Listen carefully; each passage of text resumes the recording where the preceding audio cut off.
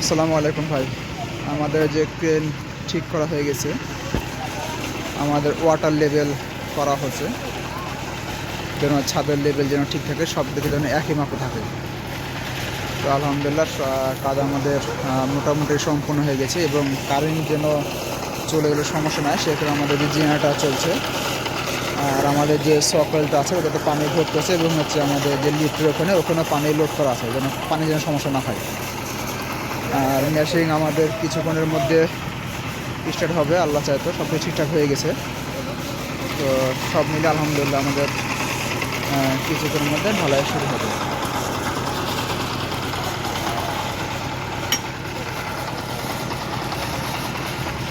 ইমরান ভাই, আপনি নিচে একটু দেখেন কি কি লাগবে কিনা।